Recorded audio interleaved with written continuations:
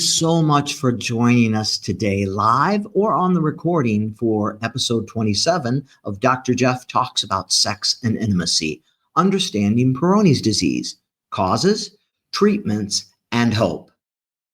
You know, it means so much to me that you took time out of your busy day to join us. So I really appreciate you being here to learn more about this subject.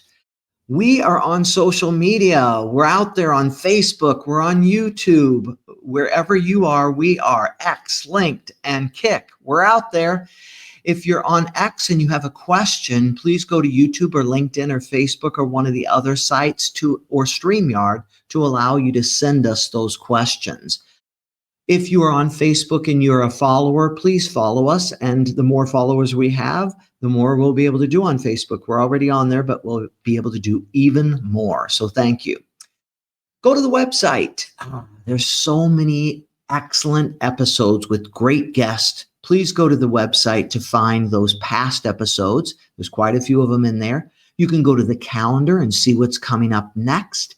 And all that information is on the website. Listen to us in your car, wherever you are, on your favorite streaming service like Spotify, iHeartRadio, Amazon Music, whatever your favorite is. If you're in the gym working out, if you're in the car, we're there with you. I want to remind you all that all are welcome here. All are welcome here. You are most welcome here. And we're so glad that you're here with me today. So realize that you are very welcome here. Whatever your sexual orientation, your gender identity, or your relationship style, you are most welcome here.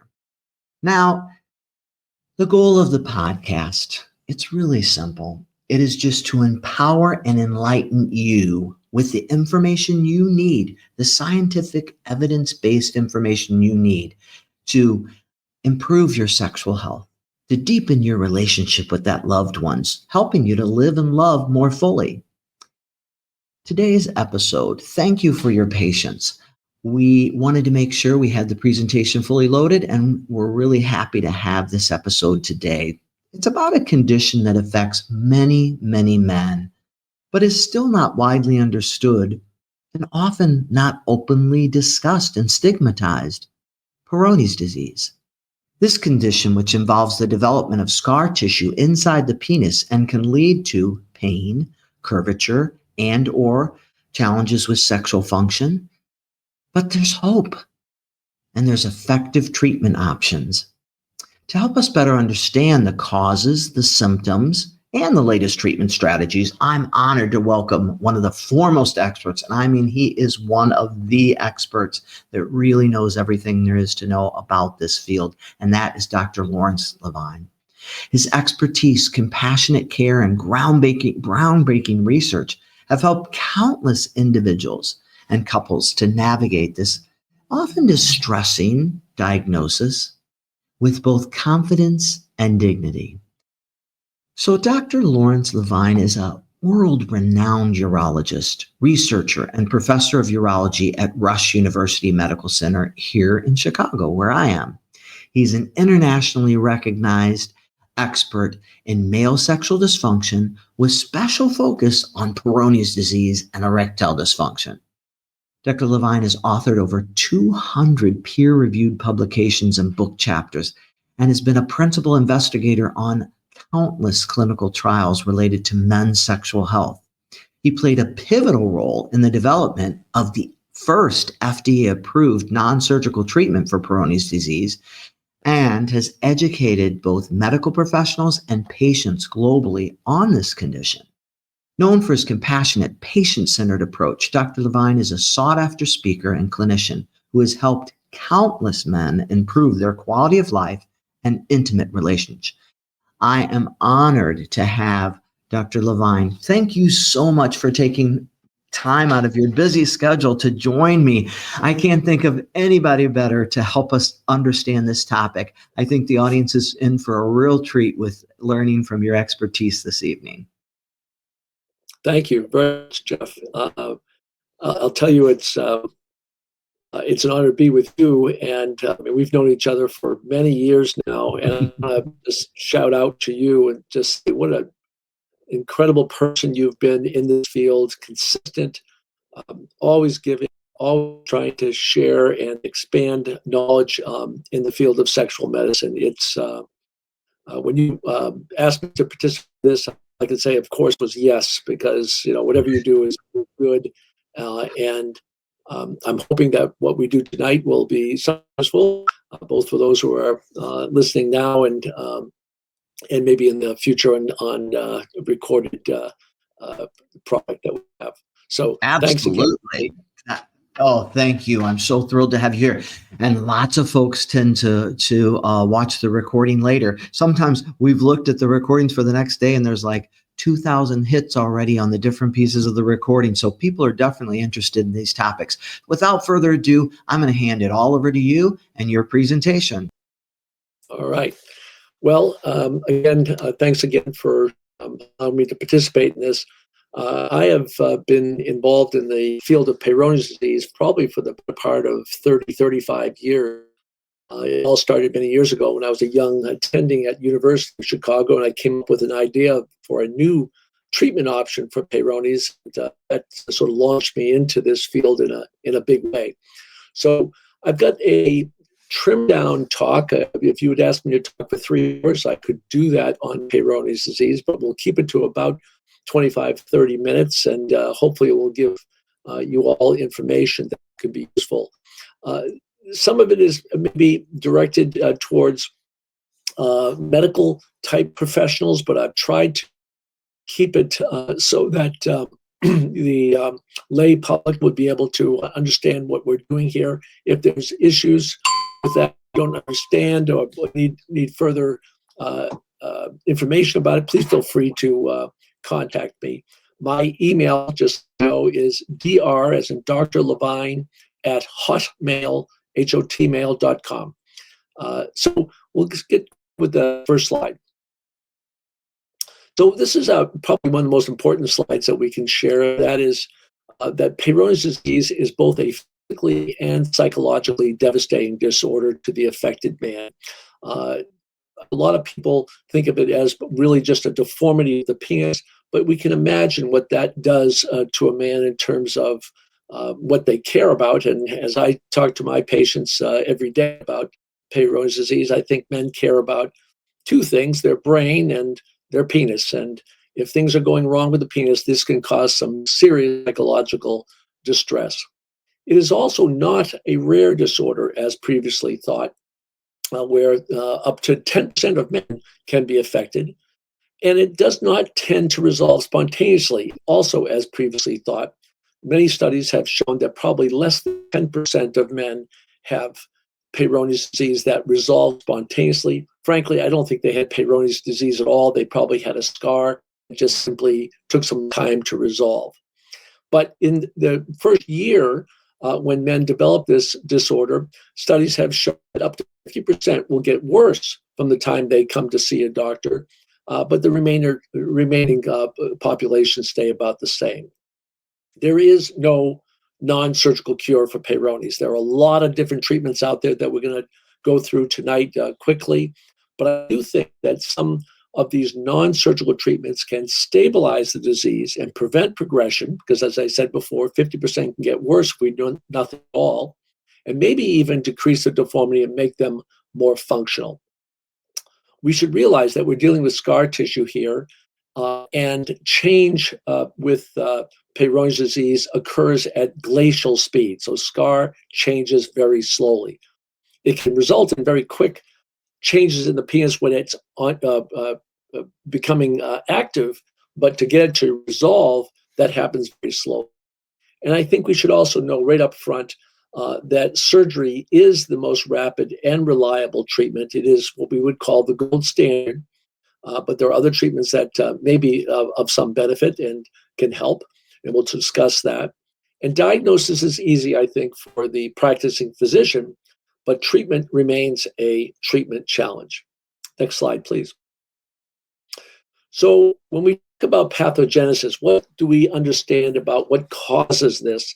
The current understanding is that Peyronie's disease is what we call wound healing disorder, which occurs, we believe, in a genetically susceptible individual whose TA, that's peritoneum. That's the jacket tissue that surrounds the vascular tissue that fills with blood in the penis.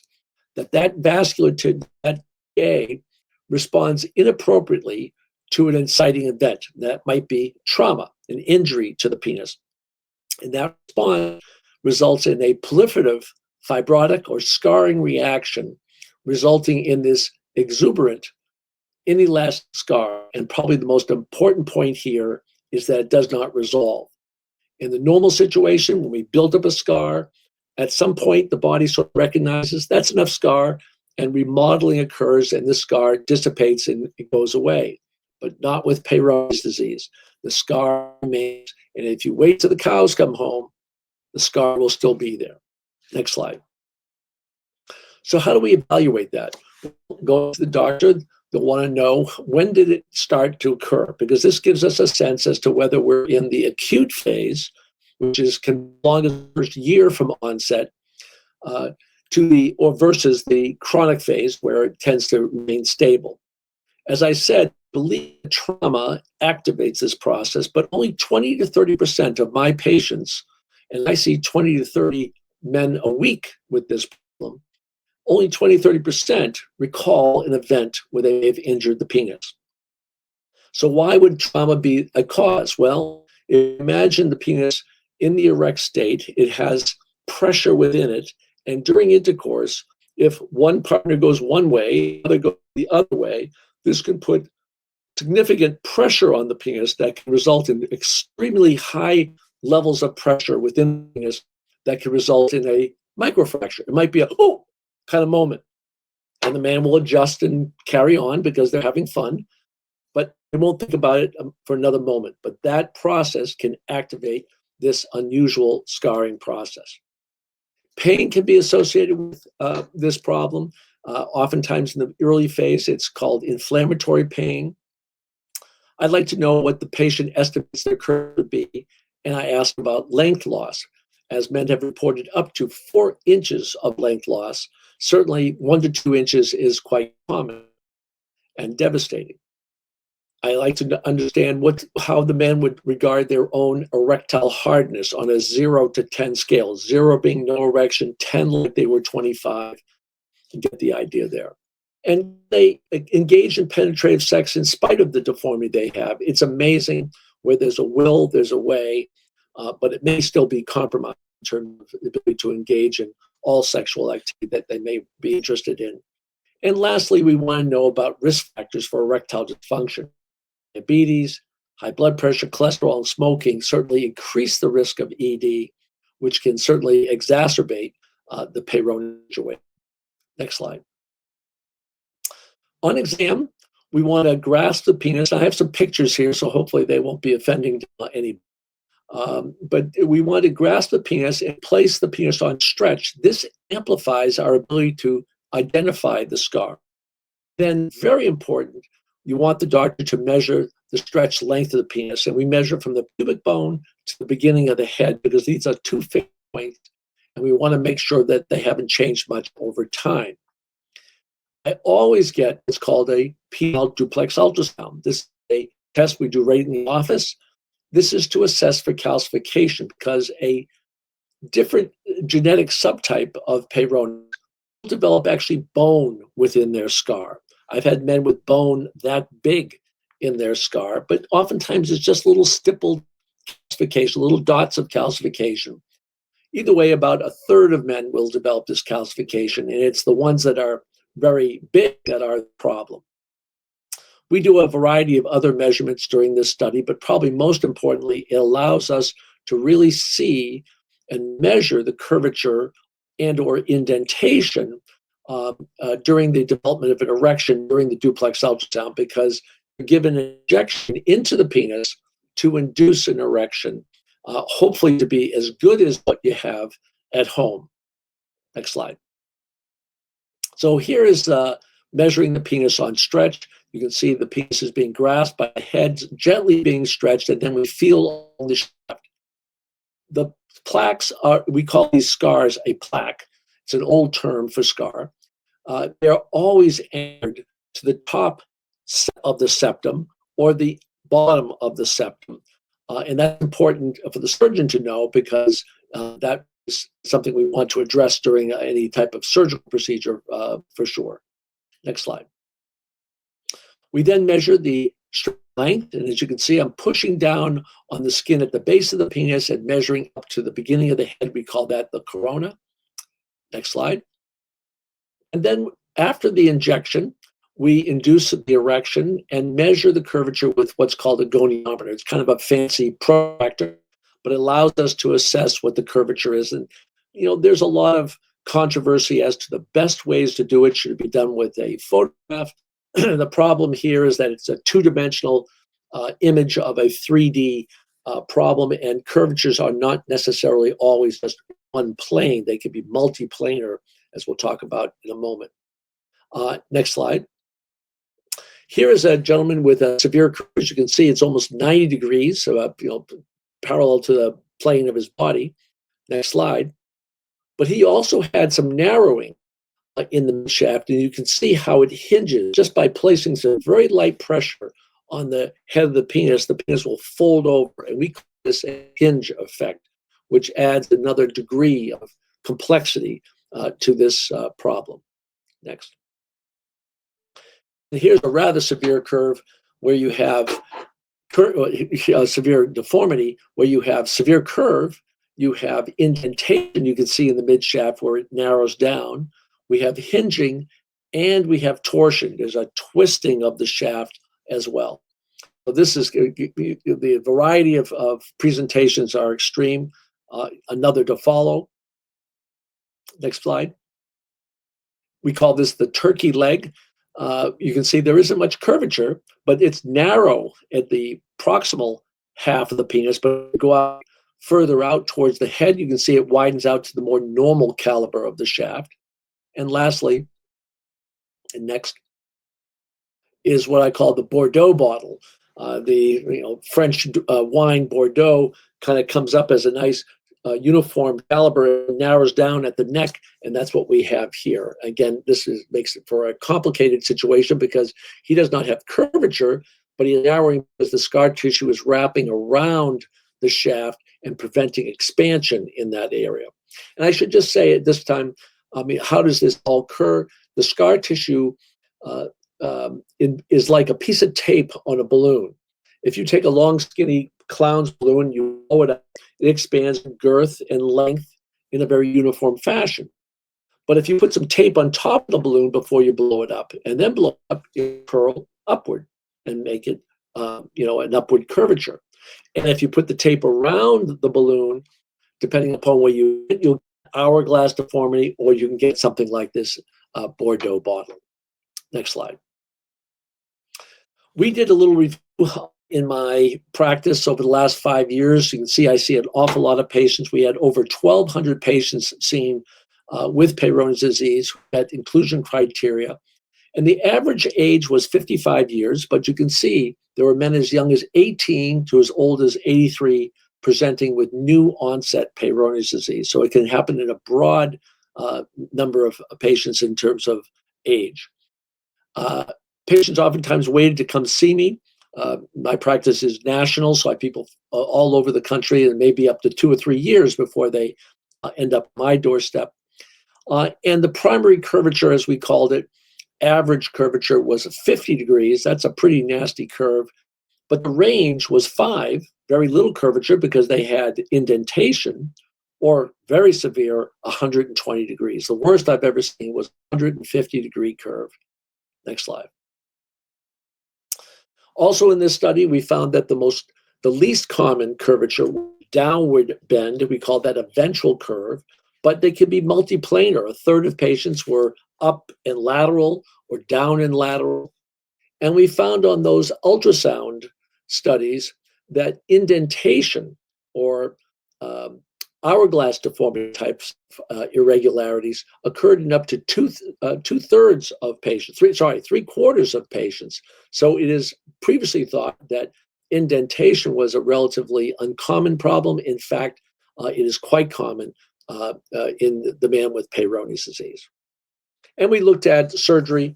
In spite of the fact of my being a very much surgery-oriented center. Only a third of patients ended up undergoing surgery, and there's a variety of surgeries that would be performed, which we can talk about later. But the predictors of needing surgery pertain to the severity of their curve, whether they had an hourglass deformity with a hinge, and whether they had previous exposure to a drug called Xiaflex, which we'll talk about in a slide or two. Next slide. So who are the candidates for non-surgical therapy? Well, that would be patients who have early phase disease. That means less than 12 months since the onset. They have unstable or progressive deformity of plaque. They have painful erections due to inflammation that has not yet resolved.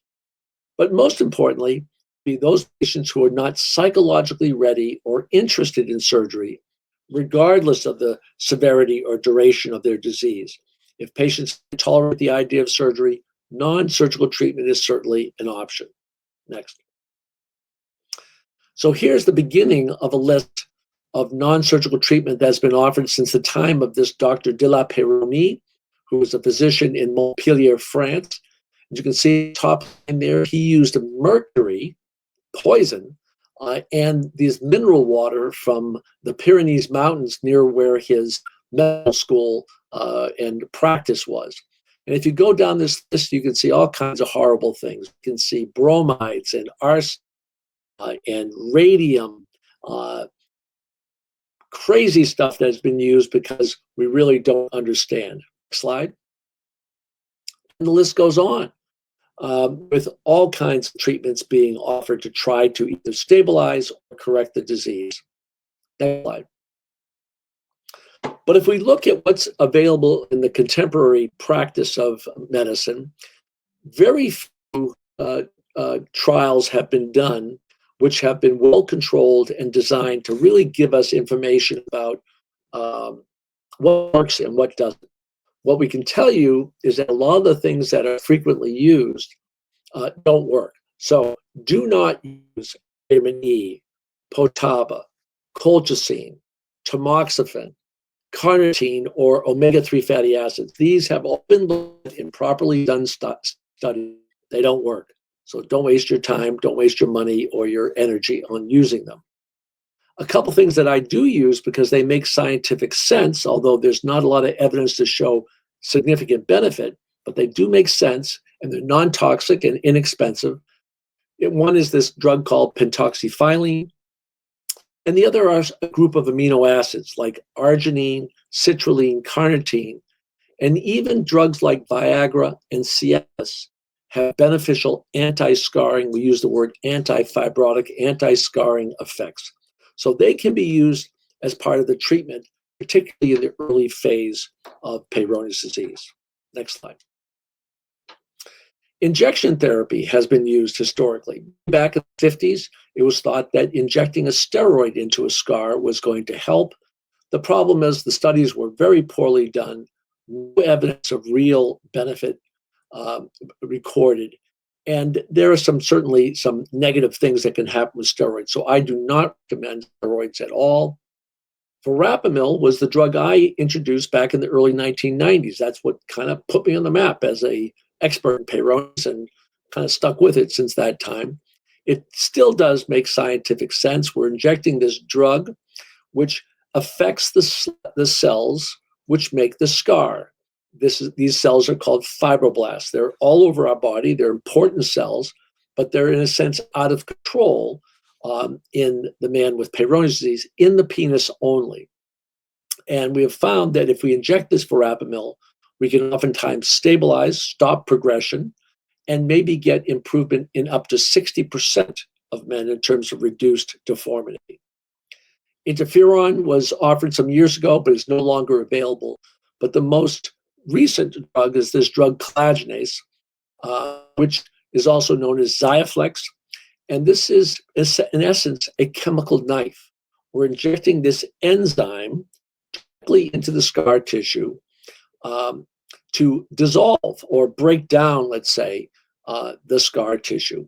And it was approved in 2013, and it remains as the only FDA-approved non-surgical treatment for Peyronie's disease. Next slide.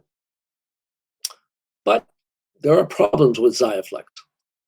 Most of the studies, or a lot of the patients I see, have not been properly evaluated to see whether they really are good candidates. If they have extensive calcification, it doesn't work because the calcification has replaced the scar tissue. If they have a minor curvature, I saw a young man today, actually he's 20 years old, who was thought to have Peyronie's. He did not have Peyronie's, had a congenital curvature. And they were injecting Xiaflex into this young man with some duress. It made no sense. But people, doctors say, hey, look, maybe we can try this and maybe it will work. And unfortunately, it did not. And it's very expensive. As you can see, it's about $6,000 per shot, usually covered by insurance, either partly or in full. But it does require multiple visits. And as you can see here, it does not correct length loss, narrowing, hinge, or D. It really is just trying to work on curvature, try to reduce the tethering of that scar tissue.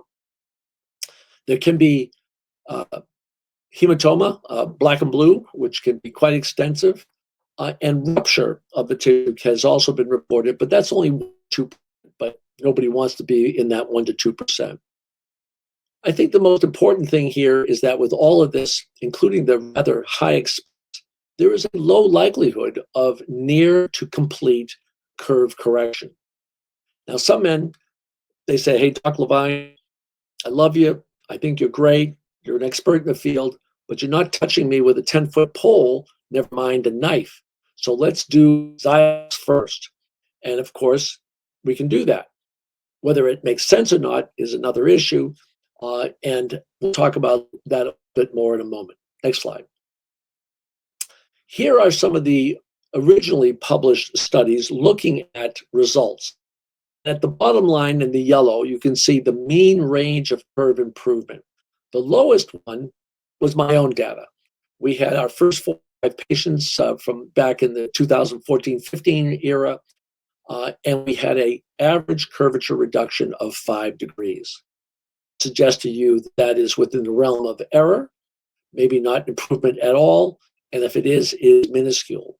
But the bottom line, in the best of studies, we still didn't get much more than 20-degree reduction of curvature. And this is going to be important as we go through this talk. You'll find most of the non-surgical treatments don't offer much more than a 20-degree improvement. Next slide.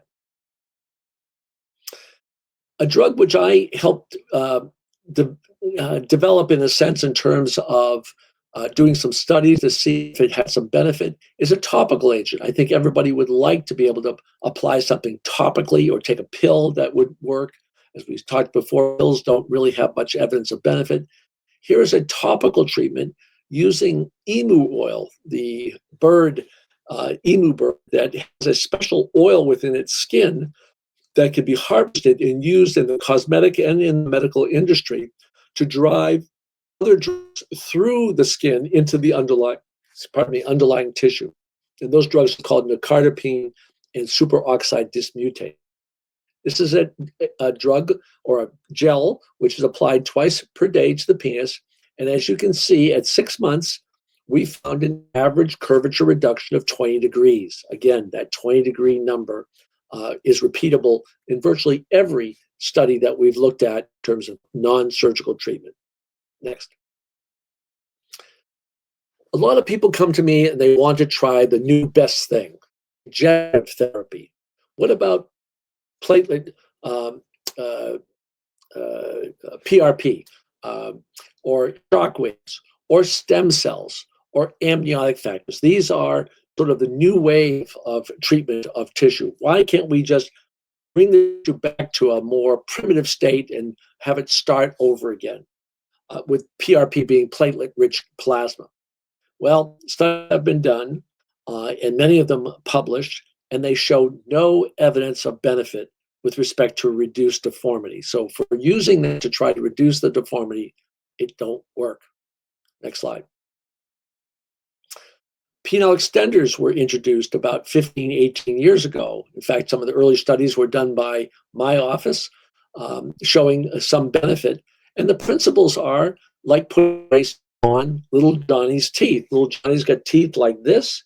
we're going to put the braces on, and slowly but surely, the teeth will move slowly within the bone of the jaw. And after 2 years' time, it always works. We get nice, straight teeth. So why not use that same principle on the penis to try to stretch and encourage remodeling of tissue?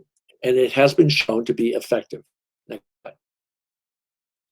The goal of traction therapy is to stop progression, so it doesn't get worse, recover length and width, very important, reduce curvature. I have seen up to 40 degrees of curvature reduction, but that's when somebody is really using this a lot.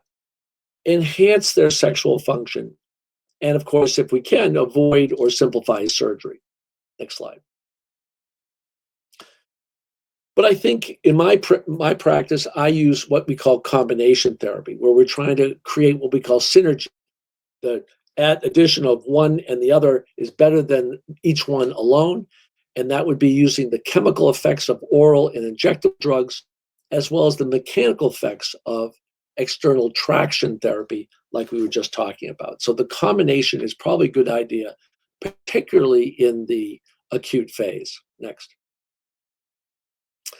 Now, I was asked last year to go down to the country of Colombia for their annual meeting and talk about Peyronie's disease. So I kind of looked at published data going back over 20 years now to some of the early studies I did in the early 2000s on verapamil.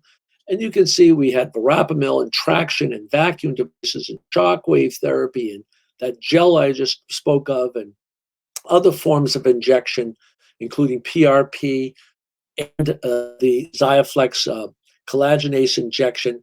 And what do we see? Over on the right side, you can see the average curvature reduction of 18 degrees. So no matter what you throw at the penis, maybe, if you're lucky, you're going to get, in the average person, a 20-degree reduction of curvature, which if you've got a 30 or 40-degree curve, may be good. But the majority of patients I see are in excess of 50. I saw a patient today with an 80-degree curve, not uncommon. And so throwing these agents at that kind of curvature is unlikely to do much good.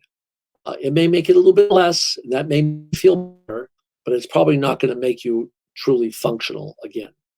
Next slide. So that then brings us to surgery.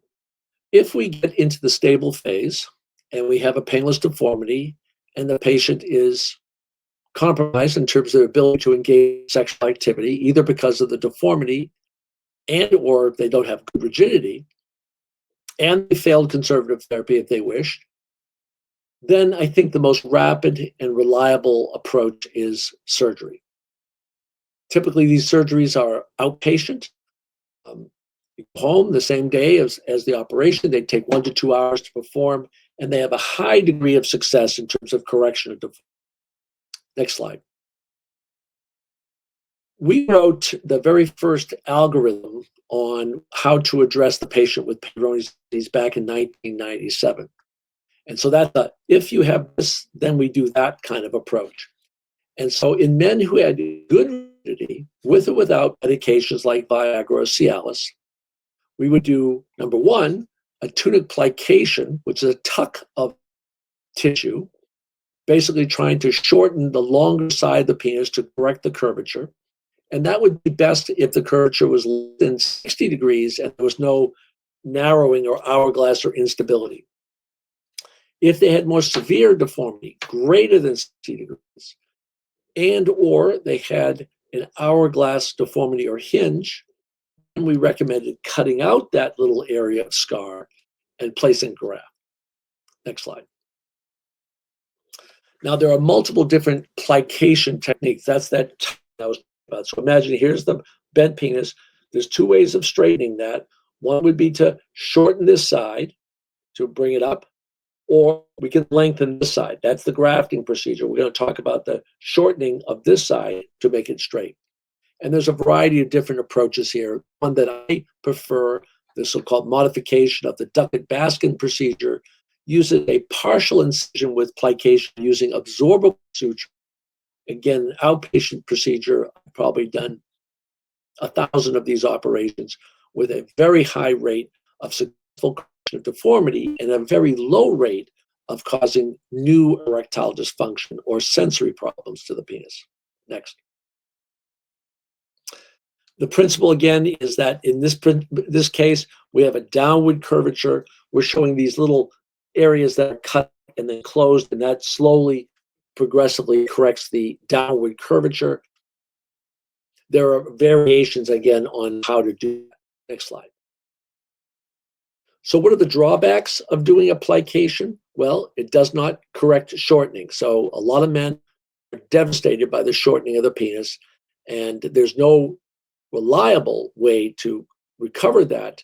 And you certainly could make it worse with application depending upon the severity of that curve. It also does not address hinge or hourglass, this plication approach.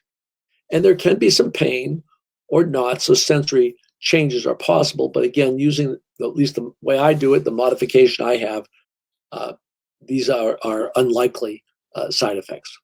Next. The excision and grafting, we call it a PEG, P-E-G. The most important indication is strong preoperative erection. So I ask my patients while I'm working them up, tell me about the quality of your erection. If your penis was straight, would you be able to have sex? And if the answer is, oh yeah, no problem, I'd be able to, no issues whatsoever, well then they would be a candidate for the PEG procedure, the grafting procedure, if curvature was greater than 60 degrees, or they had narrowing with a hinge, or they had extensive plaque calcification. Next. So what are the advantages of doing the grafting? Well, I think it's the best opportunity to correct severe curvature. It is the only approach to reestablish girth and correct hinge. It's the least likely to cause length loss, and it's the most likely to enhance length with without traction postoperatively. So we can actually recover some length, not covering inches, but we might get back a centimeter or two of length. Next. What are the risks of PEG? And I think this is important. Probably the most important risk would be diminished rigidity to complete erectile dysfunction. Luckily, that doesn't happen very often when the patients are properly selected. You could have incomplete correction of the curvature. There's shortening, which can happen with grafting. Again, that's rather rare. We just did a survey of our patients. Over 75% were actually had gained length to some degree, somewhere around 1 to 1.5 centimeters. And you could have some temporary reduction of sexual sensation, which tends to recover with time. Next. The newest thing that we have, that's probably been in the last 5 years or so, is what we call extratunical grafting. Just did one of those this past Monday. And that would be if there was residual indentation deformity after we corrected the curve with the plication or with the graft. And this would be put in as a sort of a filler, get a more normal caliber to the shaft of the penis. So it's really more of a cosmetic treatment. It does not provide support. It just provides some girth. And a variety of grafts have been used historically. We now have some pretty good long-term follow-up showing good results. I think that was on our next slide.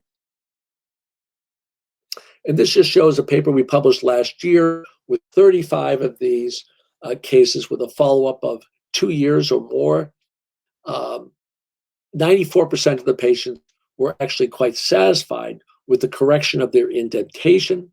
Some patients could actually see through the skin, the graft. It would kind of have an impression on the skin.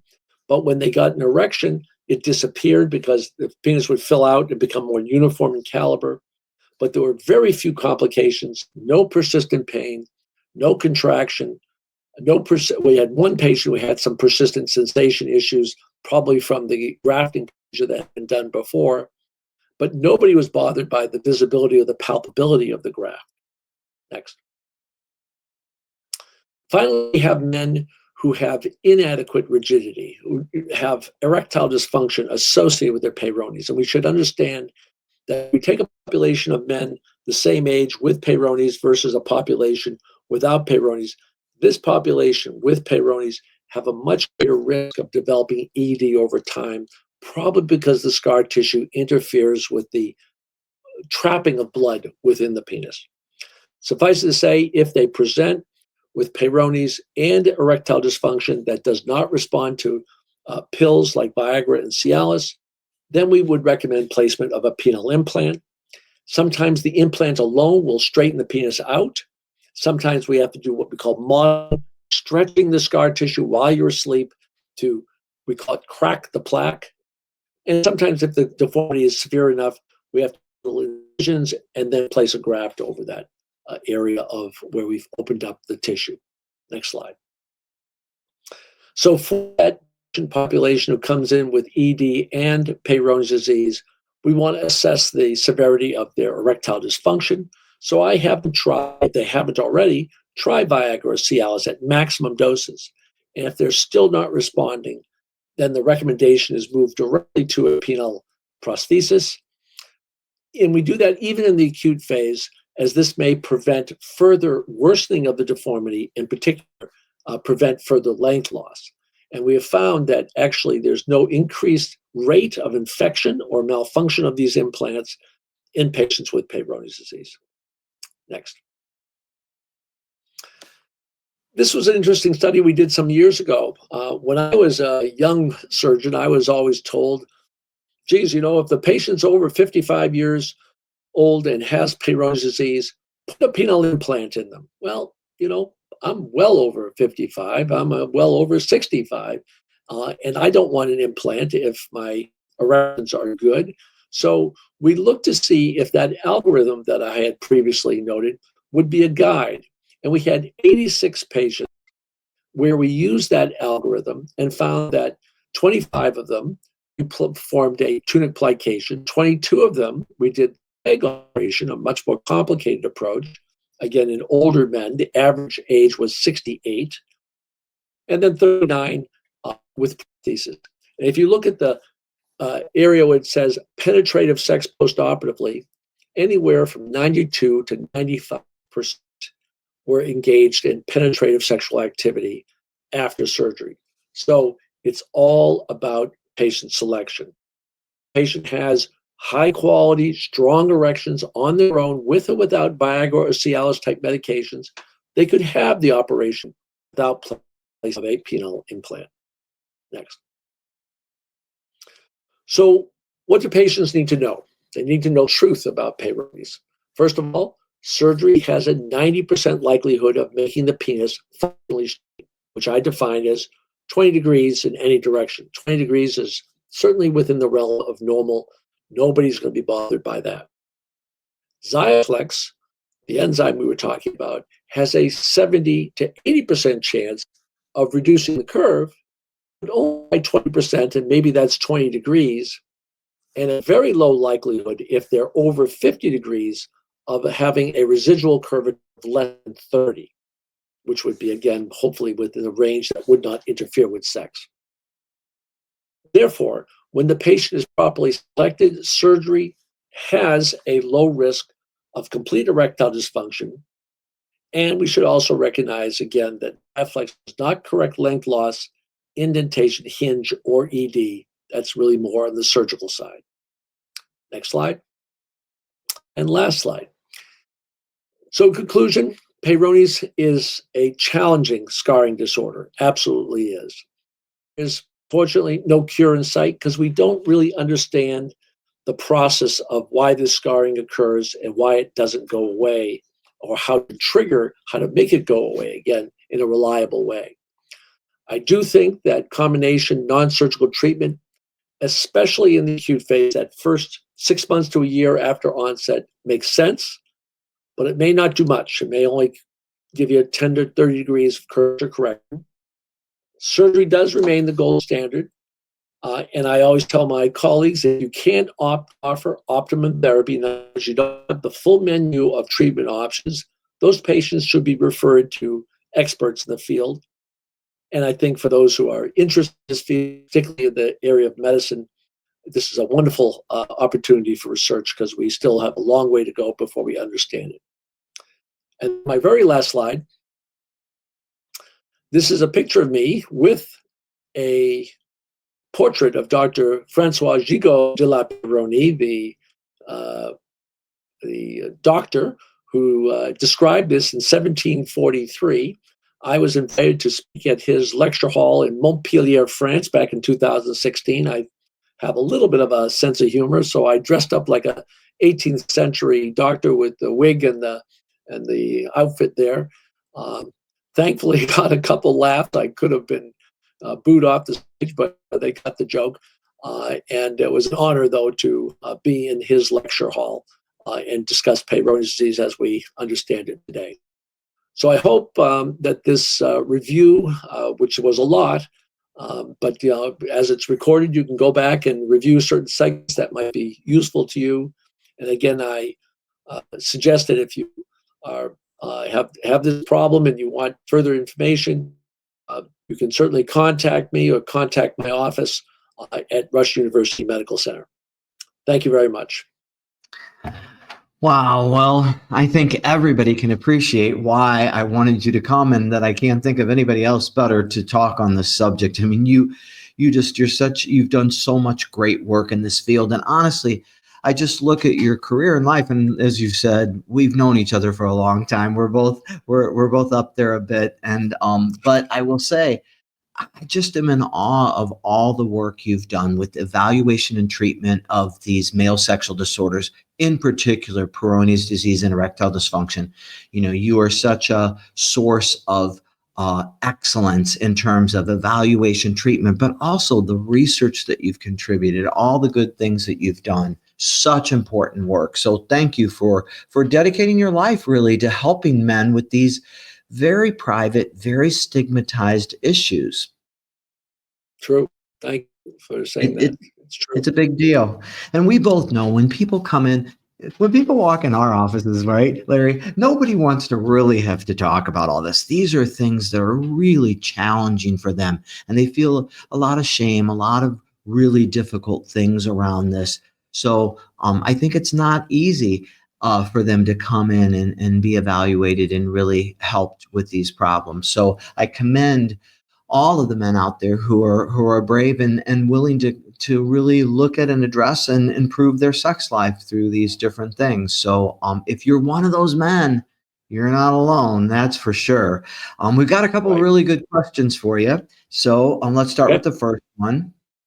I thought this was a great one. They were asking, in particular, could you describe a little further, how are the PDE5 inhibitors used to treat Peyronie's in particular? We know they're used for erectile dysfunction, and we've talked before about that, but how are they used, and how do you think they help in this particular circumstance with this scarring process and all the things that are going on with Peyronie's? Well, it helps in a couple ways. First of all, a lot of men, as I said, may have some associated erectile dysfunction. So just taking a PDE5 inhibitor may enhance their erectile response and make it so that they can have more successful sexual activity, particularly if the deformity doesn't interfere with sex, that they can work around it. But from a research standpoint, the PDE5 inhibitors, and I'm speaking specifically of Viagra and Cialis, which have both been examined in the research sphere, have been shown to affect fibroblast activity. The fibroblasts are the cells which make the scar, and by giving this medication on a daily basis, and so typically what I'll do is, for instance, tadalafil, the generic of Cialis, or sildenafil, the generic of Viagra, I'll use the lowest dose that they typically manufacture. That'd be 5 milligrams of tadalafil or 20 milligrams of sildenafil daily. This can actually help with erections again, but may have beneficial effects in terms of slowing the scarring process. And I use that in concert with an amino acid complex, which actually can be obtained online. It's called Vitaflux, Vitaflux, Vitaflux, and it can be obtained from the promescent.com website. Some of the Targets and some of the bigger pharmacy chains now are carrying it around the country. But again, providers.com is are the websites you can get this VitaFlux.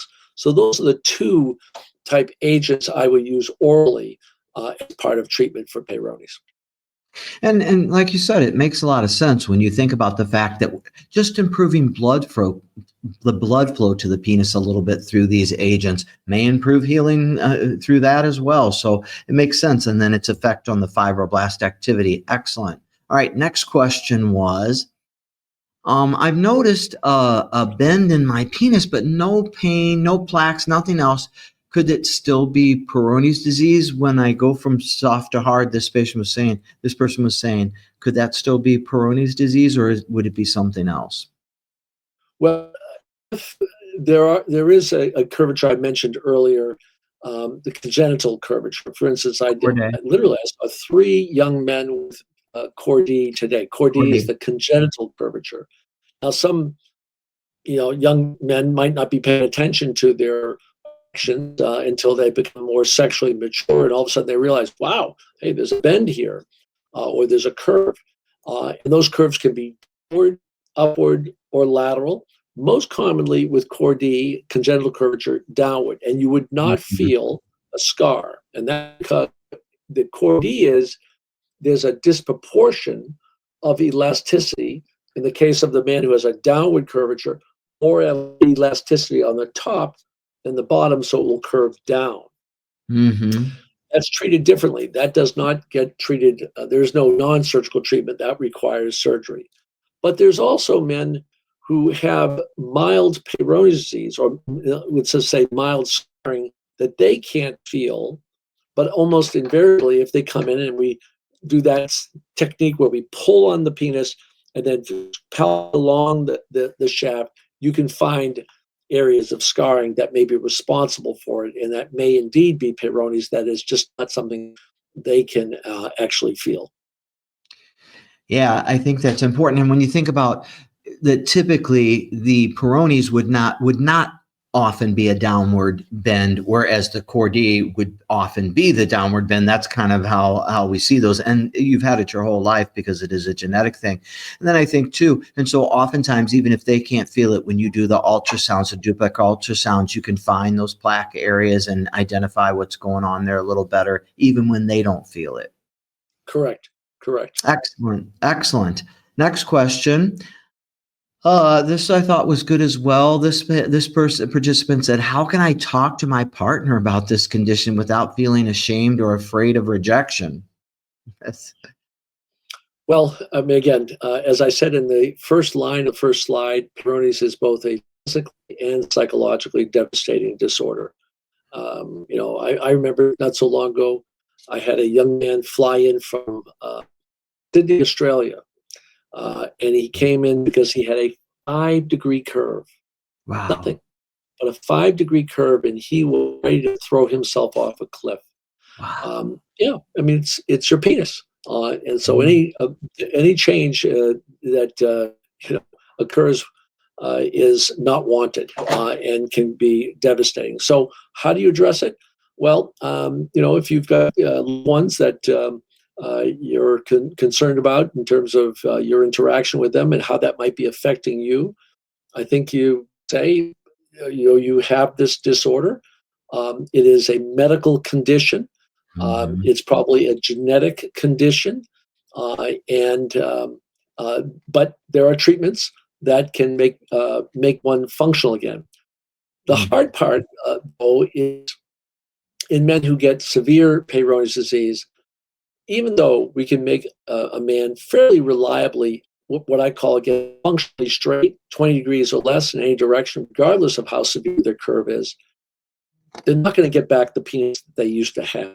And that's hard to get used to. It's hard to swallow.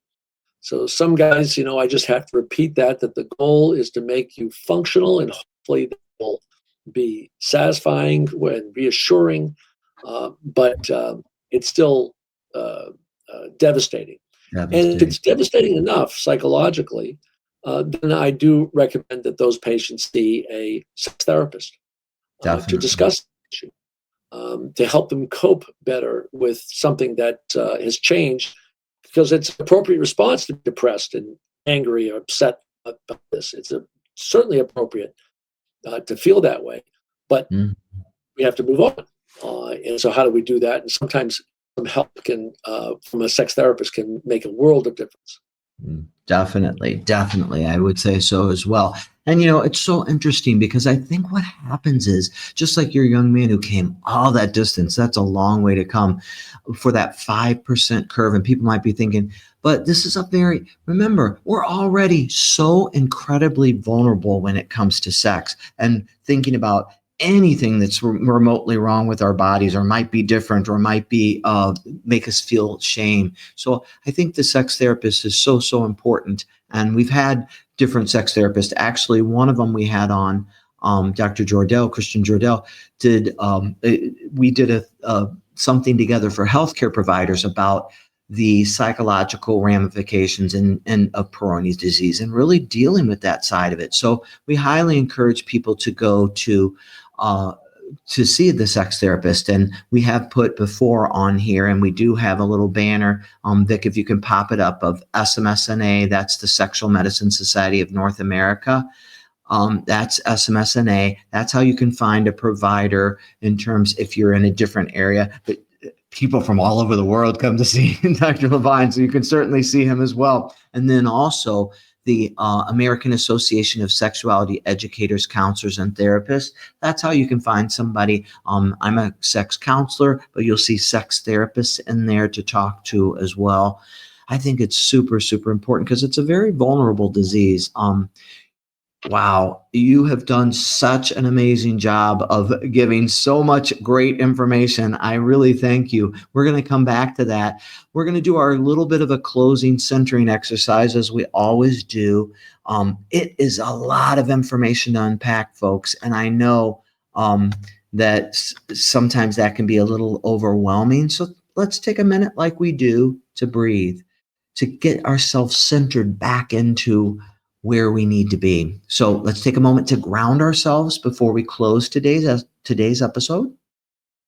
Let's find a comfortable position. You can sit, you can stand, you can lie, whatever you feel most comfortable in and where you feel safe. And if you do feel safe, gently close your eyes if you can. Take a deep breath, and you're going to follow this pattern in through your nose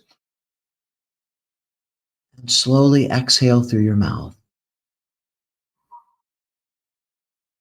Let's do that 2 more times, in the nose, out the mouth, for about 4 counts each. So inhale, calm. Exhale, tension. Let it go, let it go, let it go. Inhale, hope. Exhale, fear. Go, let go of it. You're not alone. You are not defined by your diseases or the things that are going on with you or disorders. Now place one hand over your heart, one over your lower abdomen. Keep breathing in your nose and out your mouth.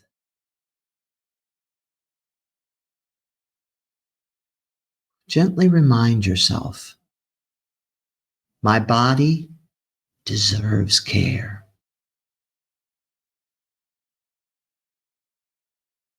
My experiences are valid and my disorders do not define me.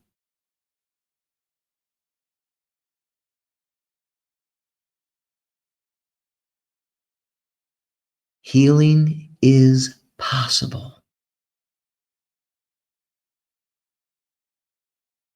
I am whole and I am enough. Breathe in. Let those words settle into your soul.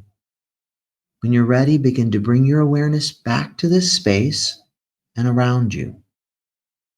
Thank you for joining us today and remember, be kind to yourself and the people around you. We need more love and kindness in the world, and each of us has an opportunity to pour more love, more kindness into the world around us every day. So remember that as you go forth.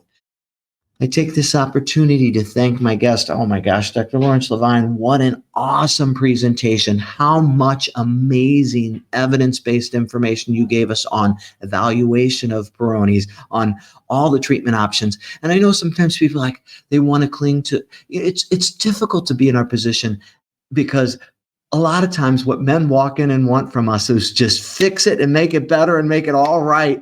We can't always give them that easily, but there are non-surgical ways. And then for years, there's been the gold standard of surgical correction for these different things.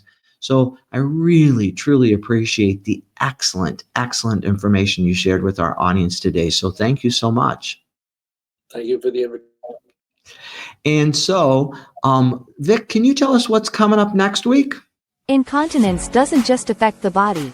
It can also disrupt emotional connection and intimacy. In this deeply insightful episode, Dr. Jeffrey Albaugh sits down with expert Dr. Diane Newman to discuss how urinary incontinence impacts relationships and what can be done to restore confidence, connection, and intimacy. You'll learn about the physical and psychological effects of incontinence, real-world strategies for couples, and treatment options that can improve quality of life.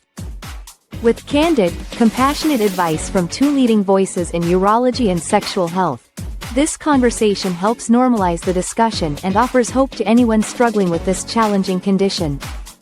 Join us on July 15th at 7 p.m. Central Time to learn more.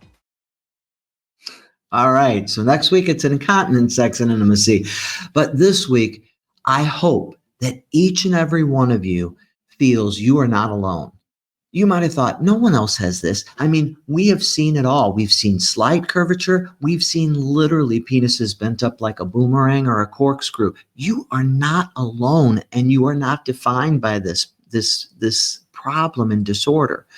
And I think the greatest thing you gave us, Dr. Levine, tonight is just really reminding us that there's hope, there's treatment, there's wonderful people. People come from all over the world to see you because of the amazing things you're able to provide and do to help them move forward towards sexual health. So thank you so much for all of your expertise, sharing it with us, and the wonderful, excellent work you do here at Rush in Chicago with patients. Thank you again, Jeff. Thank you for what you do, and you keep the baton going and putting exposure and our experience and pushing back the frontiers. It's a tribute to you. Thank you so much. Thank you, and thank you, listeners, for learning. I hope that you feel validated and that you know that there are things that can be done. And we wish you the best. Have a good one.